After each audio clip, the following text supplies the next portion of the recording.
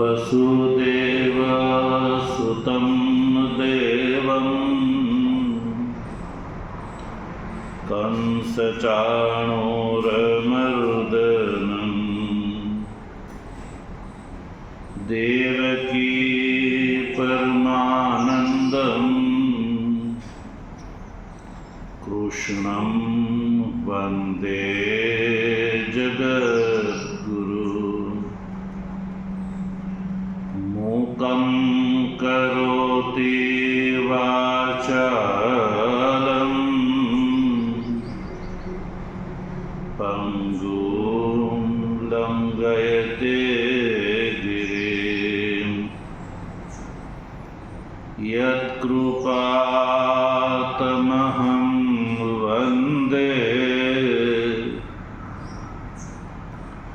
परमानन्दमाधवम्।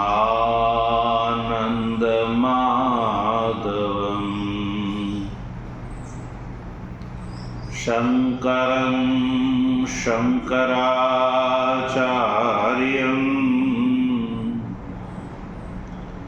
केशवं बादरायणं सूत्रभाष्यकृतौ वन्दे भगवन्तौ पुनः पुनः। ईश्वरो गुरुरात्मेति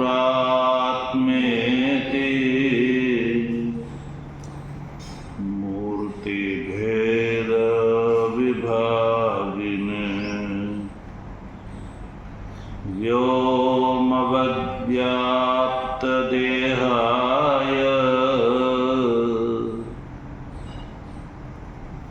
दक्षिणामूर्तये नमः। ॐ शान्तिः शान्तिः शान्तिः।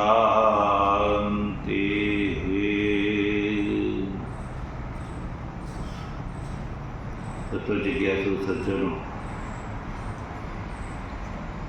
ભગવાનની પરમાનુકંપાથી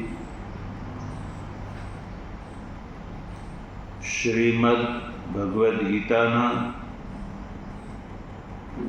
સાંખ્ય યોગ નામના બીજા અધ્યાયના 29મા શ્લોકનો આપણે વિચાર કરી રહ્યા છીએ। શ્લોકસ્થ પદોનો સંધિ વિગ્રહ તથા અન્વયક્રમ તથા અન્વયાર્થ એ આપણે વિચારી ચૂક્યા। આજે આપણે ભાષ્યમાં પ્રવેશ કરીએ। ભાષ્ય દ્વારા શ્લોકના અર્થને સમજીશું।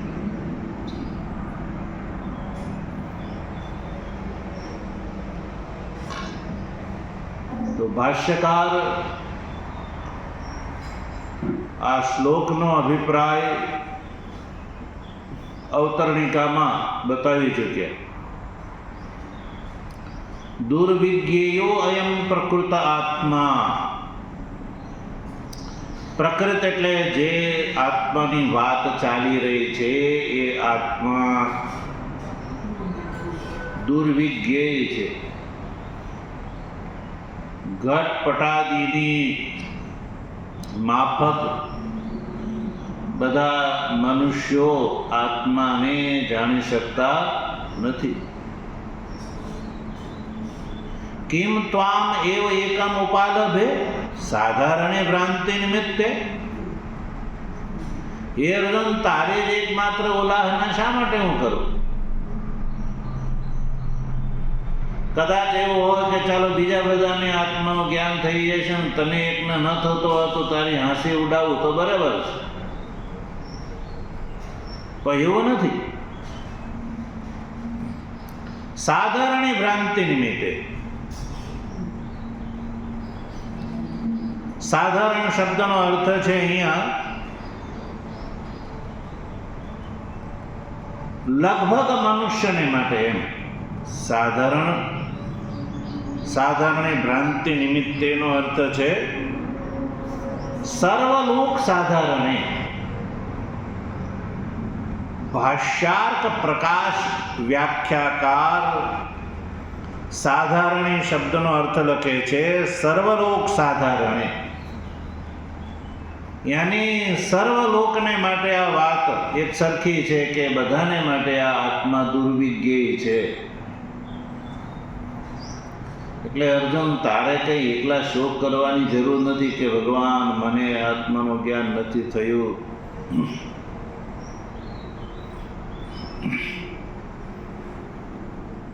આત્માના વિષયમાં ભ્રાંતિ સર્વ મનુષ્યોને છે.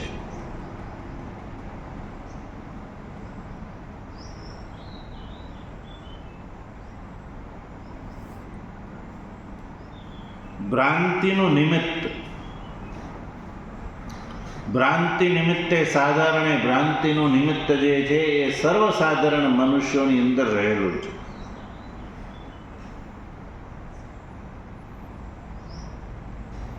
ભૂતોની અંદર અદૃષ્ટ દૃષ્ટ નષ્ટ ભ્રાંતિમ પ્રતિ યન નિમિત્તમ અજ્ઞાનમ તત્ સર્વસાધારણમેવ. ભ્રાંતિનું નિમિત્ત,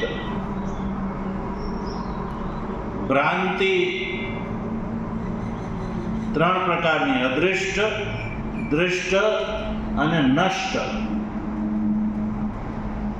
અદૃષ્ટ, દૃષ્ટ અને નષ્ટ આવી જે ત્રણ પ્રકારની ભ્રાંતિ છે, ભ્રાંતિના પ્રતિ જે નિમિત્ત છે, શેના કારણે નિમિત્ત? અજ્ઞાનના કારણે. જે પદાર્થને આપણે સારી પેટે નથી જાણતા, ભ્રાંતિ નિમિત્તક જ છે. એટલે ભ્રાંતિના કારણે પદાર્થ નથી દેખાતો, અજ્ઞાનના કારણે ભ્રાંતિ થાય છે. તો ભ્રાંતિનું નિમિત્ત જે અજ્ઞાન છે એ સર્વસાધારણ મનુષ્યના માટે છે. સંસારમાં કોઈ વિરલા જ એવા છે કે હે અર્જુન, આ આત્મતત્વને જે જાણે છે. એટલે દુર્વિજ્ઞેય છે સર્વસાધારણ મનુષ્યના માટે.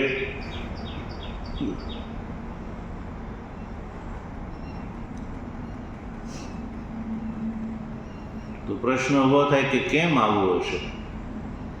કથમ દુર્વિજ્ઞેયો અયમ આત્મા ઇતિ. તો પ્રશ્ન ઉભો થયો કે ભાઈ આત્મા દુર્વિજ્ઞેય શા માટે છે? કેમ ઘટપટાદીની જેમ આંખ ખોલતા જ કેમ ન દેખાઈ જાય? કથમ દુર્વિજ્ઞેયો અયમ આત્મા. દુર્વિજ્ઞેય શા માટે છે? કારણ કે અહમ પ્રત્યય વેદ્યત્વાદ આત્મન દુર્વિજ્ઞેત્વમ અસિદ્ધમ. આત્મા તો અહમ પ્રત્યય દ્વારા વેદ્ય જ છે ભાઈ. અહમ પ્રત્યયથી સર્વસાધારણ મનુષ્યના માટે આત્મા વેદ્ય હોવાના કારણે ભગવાન તમે આત્માને દુર્વિજ્ઞેય કેમ કહો છો? બધા પોતાના આત્માને અહમ પ્રત્યયથી જાણે છે કે અહમ પ્રત્યય વેદ્યત્વાદ. અહમ અહમ કરતી બધાને નથી જાણતા હું છું હું છું. તો સર્વસાધારણ મનુષ્ય જ્યારે આત્માને જાણે છે તો એને દુર્વિજ્ઞેય કેવી રીતે કહી શકાય? તો એ વાતના ઉત્તરમાં આ શ્લોક છે. દુર્વિજ્ઞેયતિ આહ આશ્ચર્યવદ ઇતિ, જો એ શ્લોક દ્વારા કહે છે. અતઃ આહ આશ્ચર્યવદ એ શ્લોક દ્વારા બતાવે છે કારણ. આશ્ચર્યવદ ઇતિ. હવે જો આપણે આ શ્લોક તો સમજી ચૂક્યા, હવે ભાષ્ય જોઈએ. આશ્ચર્યવદ આશ્ચર્યમ અદૃષ્ટપૂર્વમ અદ્ભુતમ અકસ્માત દૃશ્યમાનમ તેન તુલ્યમ આશ્ચર્યવત. આશ્ચર્યમ ઇવ એનમ આત્માનમ પશ્યતિ કશ્ચિત, આશ્ચર્યવદ એનમ વદતિ તથૈવ ચાન્યઃ, આશ્ચર્યવચ્ચ એનમ અન્યઃ શૃણોતિ, શ્રુત્વા દ્રષ્ટ્વા ઉક્ત્વા અપી એનમ વેદ ન ચૈવ કશ્ચિત. આ અથવા યો અયમ આત્માનં પશ્યતિ સ આશ્ચર્યતુલ્યો, યો વદતિ યશ્ચ શૃણોતિ સો અનેક સહસ્રેષુ કશ્ચિદ એવ ભવતિ અતઃ દુર્બોધ આત્મા ઇત્યભિપ્રાયઃ. તો પ્રશ્ન ઉભો કર્યો, કથમ દુર્વિજ્ઞેયો અયમ આત્મા, આ આત્મા દુર્વિજ્ઞેય શા માટે છે? તો એનો ઉત્તર, આ આખો શ્લોક એનો ઉત્તર છે.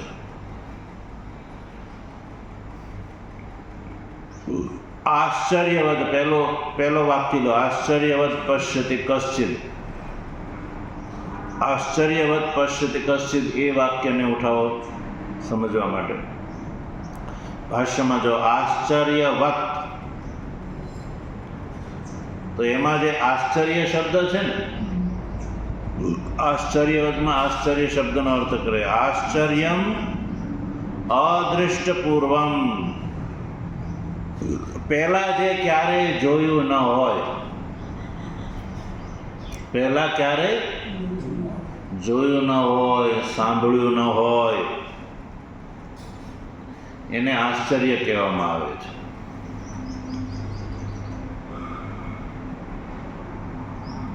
પહેલા ક્યારેય જોયું ન હોય, અર્થાત કે જેને અદ્ભુત કહેવામાં આવે છે, જે સામાન્ય ન હોય, અદ્ભુત. પહેલા ક્યારેય જોયું ન હોય ને અકસ્માત દૃશ્યમાન, અકસ્માત અચાનક જે જોવામાં આવી જાય એને આશ્ચર્ય કહેવામાં આવે છે. હવે વત શબ્દનો અર્થ કરે છે. વતનો અર્થ છે તેન તુલ્યમ, તેન તુલ્યમ એટલે આશ્ચર્યની સમાન, આશ્ચર્ય જેવું. આશ્ચર્ય નહીં પણ આશ્ચર્યની જેવું, તો એને કહેવામાં આવે આશ્ચર્યવત. આશ્ચર્યવત એનમ પશ્યતિ, આશ્ચર્યમ ઇવ, આશ્ચર્યવત શબ્દનો અર્થ કર્યો આશ્ચર્યમ ઇવ, આશ્ચર્ય જેવું. શ્લોકમાં વત છે, પણ ભાષ્યકાર એનો પુનઃ અર્થ કરે છે આશ્ચર્યમ ઇવ, ઇવ એટલે જેવું.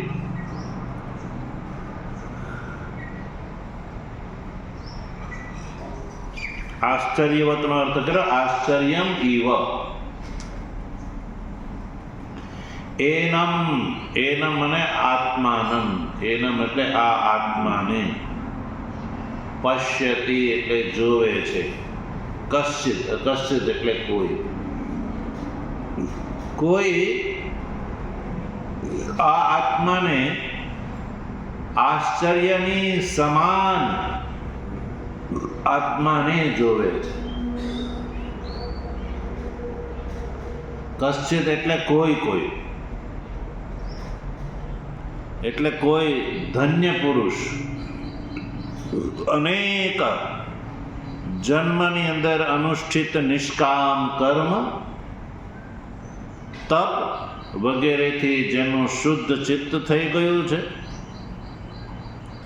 એવો અધિકારી જે પુરુષ છે, ધન્ય પુરુષ છે, એ કશ્ચિત શબ્દથી ગ્રાહ્ય છે. એવો વ્યક્તિ જે છે એ આ આત્માને આશ્ચર્યવત પશ્યતિ, આશ્ચર્યની સમાન આત્માને એ જોઈ શકે છે. જોઈ શકો એટલે જાણી શકે છે. પશ્ય શબ્દનો, પશ્યતિ ક્રિયાનો અર્થ છે જાણી શકે છે.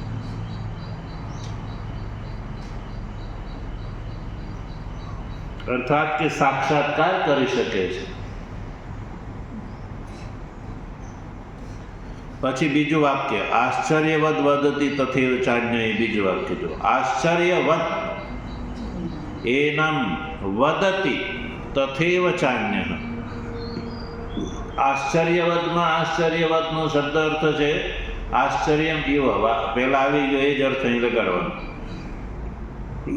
આશ્ચર્યવદ એનમ, એનમ એટલે આ આત્માને, વદતિ તથૈવ ચ અન્ય, અન્ય એટલે પહેલાથી ભિન્ન. પેલો જ્ઞાની જે છે એ અનેક જન્મની અંદર અનુષ્ઠિત નિષ્કામ કર્મ તપાદિથી શુદ્ધ ચિત્ત થયેલો કોઈ ધન્ય પુરુષ છે, એ આત્માનો સાક્ષાત્કાર કરી શકે છે. બીજો આત્માને વદતિ, વદતિ એટલે બોલે છે, કહે છે. કેવી રીતે કહે છે? ન જાય તે ઇત્યાદિ આત્મ સ્વરૂપને ઉપદેશ કરે છે. એટલે કે ઉપદેશ કરવા વાળો છે એ આશ્ચર્યવત છે,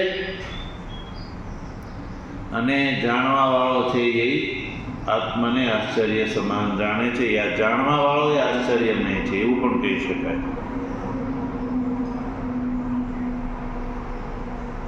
ત્રીજો વાક્ય, આશ્ચર્યવચ્ચ એનમ અન્ય શૃણોતિ. ત્રીજો વ્યક્તિ એ છે જે આત્માને સાંભળે છે, એ પણ આશ્ચર્યવત, આશ્ચર્યની સમાન જ છે. એનમ અન્ય, અન્ય એને પૂર્વમાં જે પશ્યતિ અને વદતી ક્રિયાથી અન્ય શૃણોતિ, શૃણોતિ એટલે સાંભળે છે. સાંભળવા વાળો એ આશ્ચર્યમય, અને જે સાંભળવા વાળો જે આત્માને સાંભળે છે એ આત્મા પણ આશ્ચર્યવત છે. હવે ચોથું વાક્ય, શ્રુત્વા, શ્રુત્વાપ્યેનમ વેદ ન ચૈવ કશ્ચિત. શ્રુત્વા અપી એનમ વેદ ન ચૈવ કશ્ચિત. ચોથી વાત એ છે કે શ્રુત્વા, હવે અહીંયા ત્રણ ક્રિયા આવી છે, પશ્યતિ, વદતિ અને શૃણોતિ. ત્રણ ક્રિયા આવી છે ને. પશ્યતિ પહેલી ક્રિયા છે, પછી બીજું છે વદતિ, ત્રીજું છે શૃણોતિ. હવે ચોથા ચરણમાં કેવલ શ્રુત્વા શબ્દ ગ્રહણ કર્યો છે. તો ભાષ્યકાર કહે છે શ્રુત્વા, દ્રષ્ટવા અને ઉક્ત્વા ત્રણેય ક્રિયા ગ્રહણ કરી લેવાની છે. એટલે શ્રુત્વાપી એનમ વેદ ન ચૈવ કશ્ચિત. શ્રુત્વાપી, ઘણા જે અધિકારી સાંભળે છે છતાં આત્માનો બોધ કરી શકતા. પછી દ્રષ્ટવા, જોવા છતાં આત્માનો બોધ થઈ શકતો. પછી ઉક્ત્વા, અથવા કહેવા છતાં પણ આત્માનો બોધ થઈ શકતો નથી. ત્રણેય ક્રિયા લઈ જાય, શ્રુત્વા, દ્રષ્ટવા અને ઉક્ત્વા.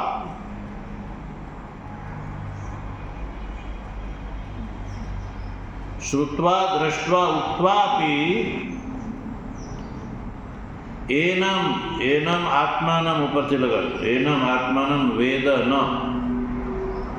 જીવો જાણતા નથી. ન ચૈવ કશ્ચિત, કોઈ જાણતા નથી. સાંભળે છે, જોવે છે, બોલે છે, છતાં પણ આત્માનો બોધ સામાન્ય મનુષ્યને અધિકાર વગર થઈ શકતો.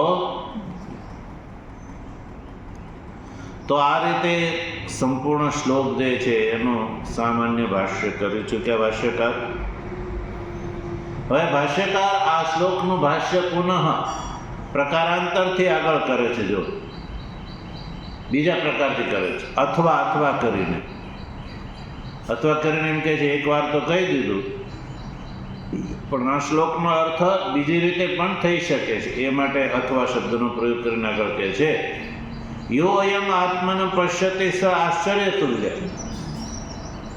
પહેલા આશ્ચર્ય શબ્દનો પ્રયોગ આત્માની સાથે હતો પ્રથમ અર્થમાં, આત્મા માટે આશ્ચર્ય શબ્દનો પ્રયોગ હતો, કારણ કે આત્મા આશ્ચર્યમય છે. હવે ભાષ્યકાર જે બીજો અર્થ આ શ્લોકનો કરે છે એમાં આશ્ચર્ય શબ્દનો પ્રયોગ જે છે એ અધિકારી માટે છે. આત્માને જાણવા વાળો જે છે અધિકારી છે એ આશ્ચર્યમય છે, કારણ કે એ જાણવાવાળા બહુ દુર્લભ હોય છે. તો આશ્ચર્યનો અર્થ એવો છે ને, અકસ્માત દ્રશ્ય ક્યારેક જોવા મળે એને આશ્ચર્ય કહેવાય. તો આત્મતત્વ જ્ઞાની જે છે કે ચારે બાજુ ગલીએ ચોરે ચોટે કંઈ મળતા નથી. એટલે યો અયમ આત્માનું પશ્યતે સ આશ્ચર્ય તુલ્ય, જે આત્માને જાણી શકે છે, જેને આત્માનો સાક્ષાત્કાર કરી લીધો એ આશ્ચર્ય તુલ્ય છે. માનો આશ્ચર્યથી બધા એ કે જુદો આશ્ચર્ય તુલ્ય છે, આશ્ચર્યમય છે. સામાન્ય મનુષ્યને જાણી શકતા નથી. યો વદતી સ આશ્ચર્ય તુલ્ય, યશ્ચ શૃણોતિ સ આશ્ચર્ય તુલ્ય. સ આશ્ચર્ય તુલ્ય એ ત્રણેય ક્રિયાની સાથે જોડવાનું છે. જે બોલવાવાળો ઉપદેશક છે એ પણ આશ્ચર્ય તુલ્ય છે. શૃણોતિ શ્રોતા જે છે શિષ્ય એ પણ આશ્ચર્ય તુલ્ય છે. આશ્ચર્ય તુલ્યનો અર્થ છે સો અનેક સહસ્રેષુ કશ્ચિદ એવ ભવતી.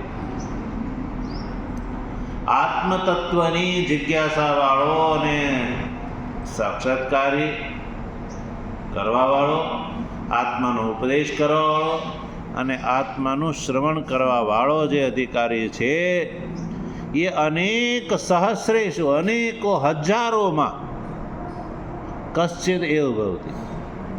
કશ્ચિદ એટલે કોઈ જ હોય છે, એના ટોળા હોતા નથી. જ્યારે આજકાલ વર્તમાન કાળમાં શું ચાલે છે, જેનું ટોળું વધારે હોય એ મોટો ગણાય, કે જેનું ટોળું નાનું હોય તો કે એ નાનો જ. લોકમાં પણ જેની પાસે પૈસા વધારે હોય તો શું કહે કે મોટો માણસ, અને જેની પાસે પૈસા વધારે હોય અને કોઈ આચાર વિચાર ન હોય તો એ મોટો ગણાય, અને જેની પાસે પૈસા હોય અને આચાર વિચારવાળો હોય, સજ્જન હોય, તો એ લોકો કહે છે એ તો નાનો છે. તો નાના મોટાનો ભેદ જે છે એ પૈસાથી લોકો માનતા થઈ ગયા.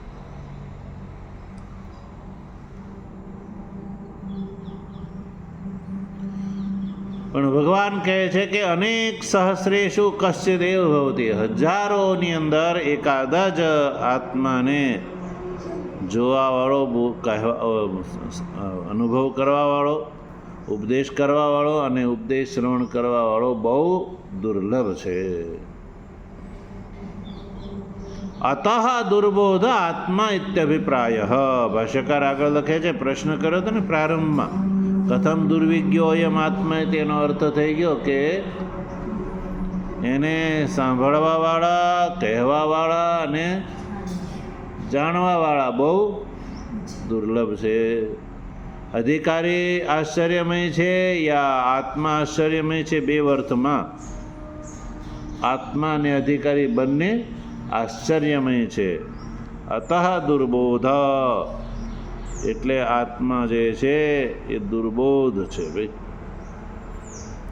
અતઃ દુર્બોધ બે પ્રકારના વ્યાખ્યાનનું ફળ થયું.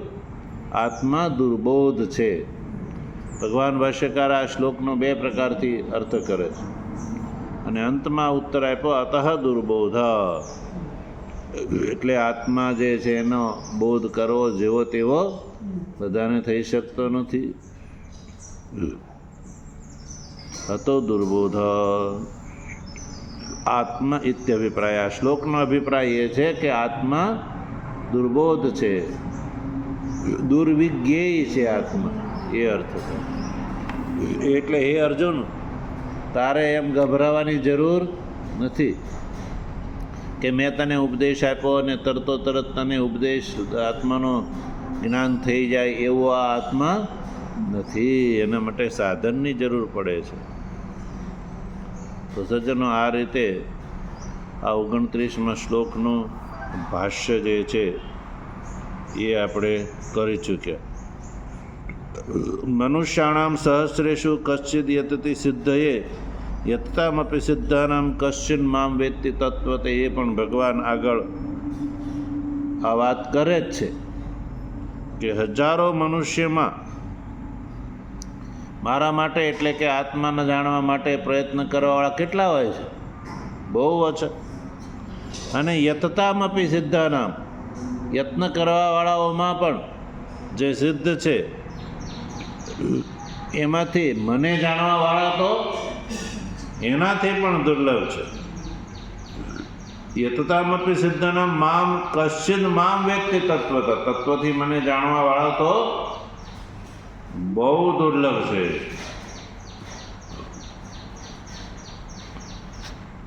એટલે આત્મતત્વ જે છે એ ઇન્દ્રિયોનો વિષય નથી, અને સામાન્ય મનુષ્ય જે છે એ આત્માને જેમ ઘટપટાદી દેખાય એમ આત્માને જોવા માગે છે, તો એવી રીતે આત્મતત્વનું જ્ઞાન સંભવતું નથી. ઓમ વસુદેવ સુતં દેવમ કંસચાણૂરમર્દનમ દેવકી પરમાનંદમ કૃષ્ણં વંદે જગદ્ગુરુ.